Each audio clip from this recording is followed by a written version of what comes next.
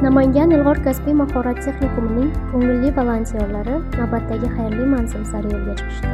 Bir kasb, bir yaxshilik loyihasi bu gal Mingbuloq tumanining chekka hududlariga qadar yetib bordi. Loyihamizning bugungi qahramoni Mingbuloq tumani Oybek mahalla fuqarolar yig'inida istiqomat qiluvchi Mamadaliyev Nizomjon aka bo'ldilar. Nizomjon akaning xonadonida texnikumimizning fidoyi yoshlari va tajribali ustozlari tomonidan keng ko'lamli ta'mirlash ishlari boshlab yuborildi. Yosh volontyorlarimiz o'z kasbiy mahoratlarini ishga solib, xonadon devorlarini oqlashdi va ta'mirlash ishlarini sifatli bajarishdi.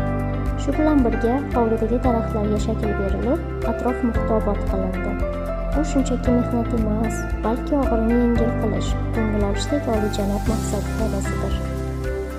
Texnikumimizda tahsil olayotgan yoshlar uchun bu jarayon nafaqat amaliyot maydoni, balki ijtimoiy mas'uliyat va mehr-oqibat maktabidir. Nizomjon akaning xonadoniga qaytgan fayz va tozalik yoshlarimizning kasbiga bo'lgan sadoqati namunasidir.